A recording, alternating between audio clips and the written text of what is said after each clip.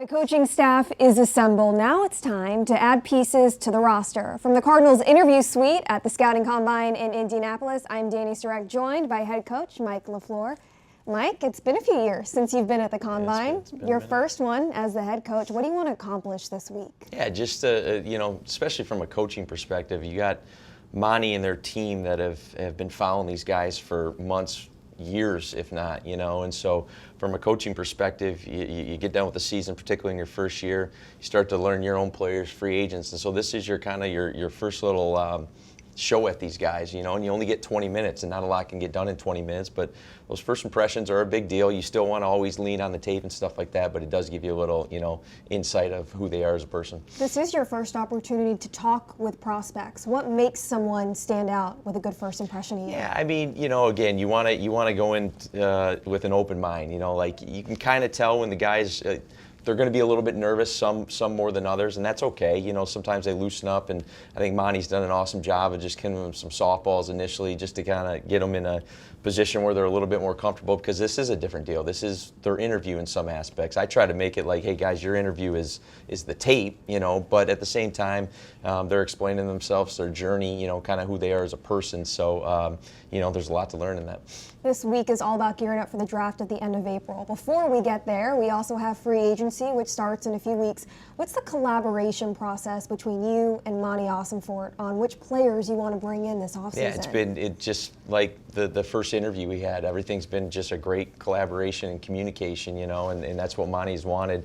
So that's been awesome. But it's not just Monty and I. It's not just Monty and the team and I. I mean, we had all the position coaches on the offensive side in last week talking about kind of how they saw people on our team. Because again, everyone's trying to get to know each other. We just got our staff in, finishing it up last week. So a lot has to get done between now and I believe March 11th when that free agency starts. You've made it clear from the jump, character and capacity are what's most important to you from your coaches as well as your players. What's a tell that somebody has both character and capacity? Yeah, I mean, again, you think about these guys from a draft perspective.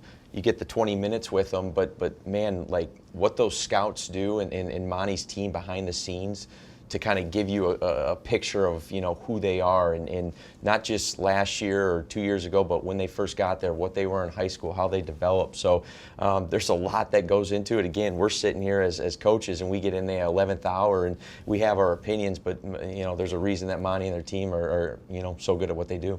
From your coaching experience, physically, mentally, what tells you a player can continue having success from the college to the pros? There's a lot of different factors in it because every position's a little bit different. I mean, the college game to the pro game is so different right now, just the way it's all played. But like, are they tough? Are they smart? And do they love the game? And again, there's some guys that you just know right away. There's other guys you got to do a little bit more digging. But like, if you have those with kind of like I say, just a baseline fundamental skill set, then you at least have a chance. If you don't have those, if you're not tough, if you're you lack some smarts, if you don't love it, usually this game's going to pass you by. This is the first time your staff gets to be all together. Still a few ways away, though, from having the players out on the field. How long until you and your staff are up to speed on the roster and what decisions you want to make, even in designing the playbook? Yeah, and that's where you lean on a guy like Monty and their team, right? Who's been here for obviously he's been here 3 years, and some of the other guys. So you lean on that from a roster perspective, no doubt. They're going to put the best roster in front of us as much as we can, leading into OTAs and all that. We'll start getting that phase 1 and phase 2. I know me personally, I'm not going to ever feel caught up, but you just try to stay one day at a time. You try to stay just a little ahead of the players so that when we get to those install process and all that, and then we actually get onto the field for phase 2 where we can kind of move around, we can kind of do walkthroughs. Obviously, we got routes on air and stuff like that. And then again, like I said, you just kind of take it one day at a time and continue to stack those days. In the first 3 weeks, you've said you've quickly learned to expect the unexpected. What have you learned about the unexpected here this week? Yeah, I mean, coming back to the Combine, it's wild. But again, even though it's been 8 years since I've been here, there's a lot of similarities, right? I mean, you're still in these formals, and again, it's like speed dating. You only have so much time with them. You're trying to kind of learn, and I like to talk, but again, these interviews aren't about talking. You know, you want to let these guys talk to see what they know, to see what kind of people they are. You know, you ask the appropriate questions. Monty does a great job, you know, just kind of leading it, you know, like I said, getting them going. But, you know, again, you just, again, take it one day at a time. You said the advice you got from your brother Matt was to prioritize your to-do list because it's going to be ever-growing. Once you put a bow on this week, what is going to be number one on your to-do list? Well, yeah, now it's just, I mean, obviously when we put this week away from a combine perspective, we get back on Monday, and that's really when both offense and defensive sides separately are going to start putting in their systems. You know, we got our staff together, which is huge. I know all the guys have reached out to their position groups. You know, obviously I'm reaching out to all these guys.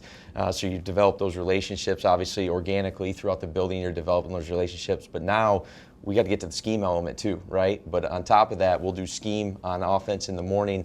Afternoon, we'll end up hitting all the draft stuff. We're going to have our 30 visits. We're going to have a bunch of Zooms. In between all that, which is happening obviously here at the Combine, you know, you're talking free agents and all that kind of stuff. So much goes into it. But again, that's all 32 teams. Some teams don't have to install a whole new offense, but I'm a believer you always tear it down every year anyways. You're always going to have foundational aspects. That doesn't, you know, change year 1, year 2, year 3.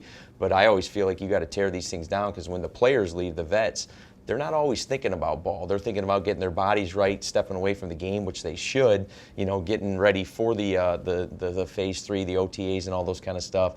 But I always believe in tearing it down anyways. Busy week, busy time of the offseason. This is where the fun begins. This right? is it, yeah. I mean, it's you don't need to sleep, you know, and it's all fun. It's again, you get to learn a lot about these guys.